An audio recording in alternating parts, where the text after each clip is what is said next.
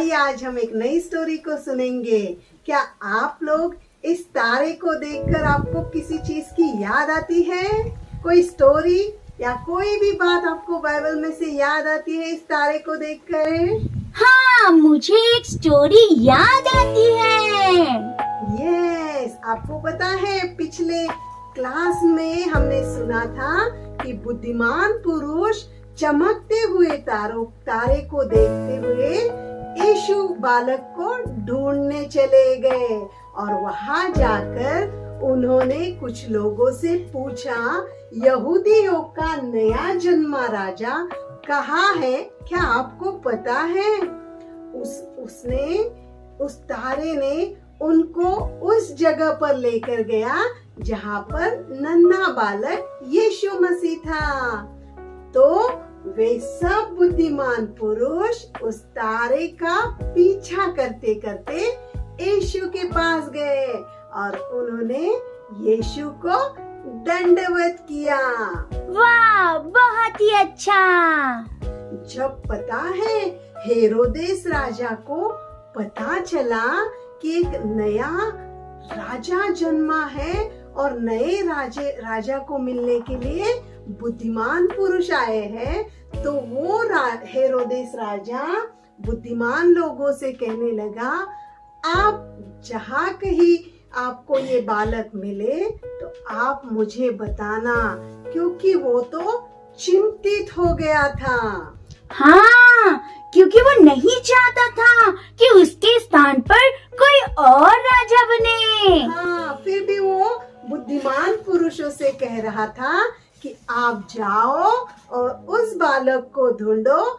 ढूंढने के बाद जब आपको पता चले तो मुझे भी बताना, मैं भी उस नन्हे बालक को जाकर दंडवत करूंगा। तो क्या उन्होंने हेरोदेस को सब कुछ बताया?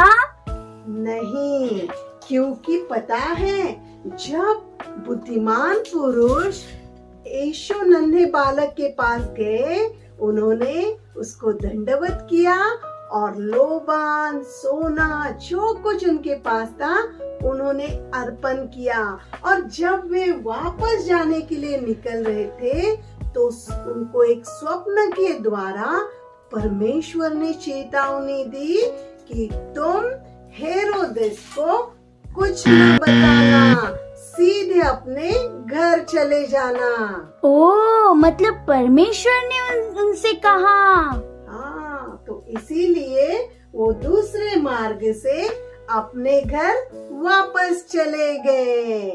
पता है चमकी, बुद्धिमान पुरुष जब बेथलेहम से चले गए तो प्रभु का एक स्वर्गदूत स्वप्न में यूसुफ को प्रकट हुआ। ओह, फिर क्या हुआ? और उसने कहा, यूसुफ, मरियम और यीशु बालक को लेकर तू यहाँ से मिस्र देश के लिए निकल जा और जब तक मैं न कहूँ वहीं रुके रहना। फिर क्या वो वहीं रुके रहे?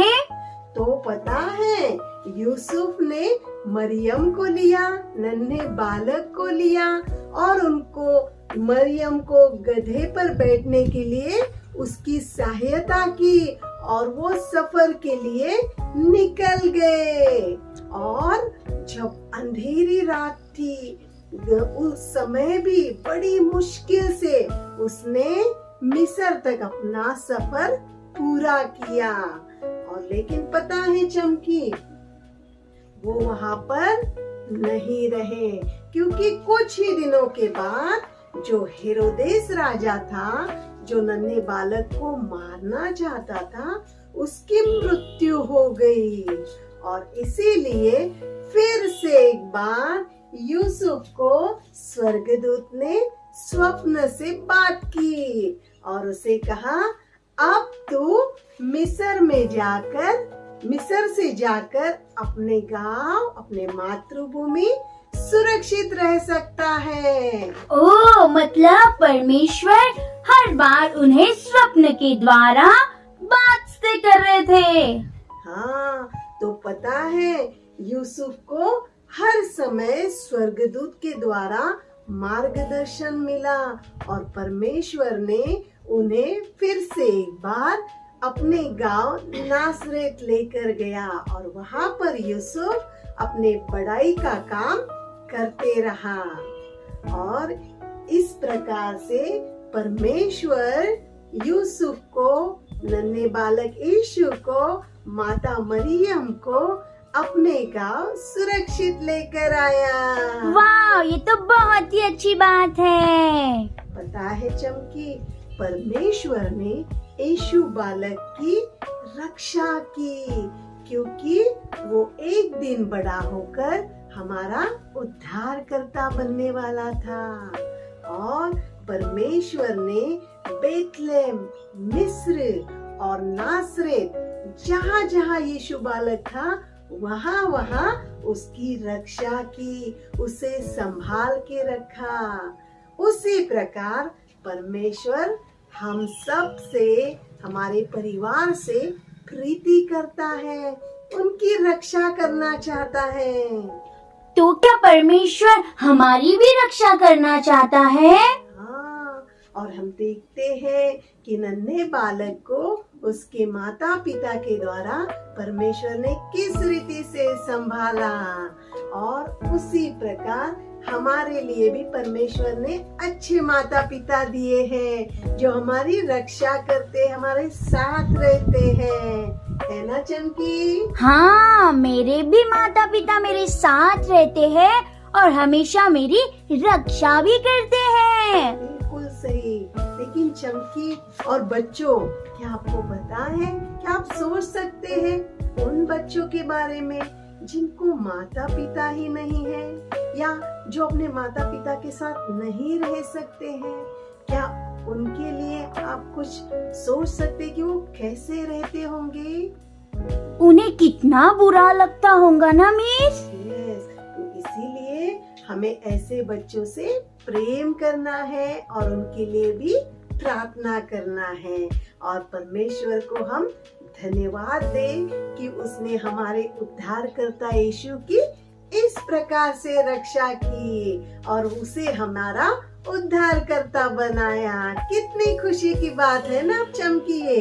हाँ, बहुत ही खुशी की बात है। तो क्यों ना हम परमेश्वर को धन्यवाद दें? हाँ, सब मिलकर परमेश्वर को धन्यवाद देंगे। आइए हमारे आंखों को बंद करेंगे और परमेश्वर को धन्यवाद देंगे और उन बच्चों के लिए प्रार्थना करेंगे जिनके पास माता पिता नहीं है। आइए हमारी आंखों को बंद करेंगे, हाथों को जोड़ेंगे। परमेश्वर पिता, हमारा प्रिय उद्धारकर्ता यीशु मसीह के लिए हम आपको बहुत धन्यवाद देते हैं।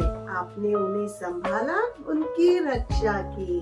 हम धन्यवाद देते हैं, आपने हमारे लिए अच्छे माता पिता दिए हैं जो हमें रक्षा करते हैं, हमारे साथ रहते हैं। आज हम प्रार्थना करते हैं उन बच्चों के लिए जिनके पास माता पिता नहीं है। उनको आप सुरक्षा दीजिए, उनकी जरूरतों को पूरा कीजिए, उनके साथ आप विशेष कर रहिए। यीशु मसीह के प्यारे नाम से मांगते हैं, आमीन। आमीन। क्यों ना हम सब मिलकर कहें आमीन। आमीन। ओके बच्चों, गॉड ब्लेस यू। फिर से एक बार हम नेक्स्ट वीक मिलेंगे एक नई स्टोरी के साथ। Bye bye.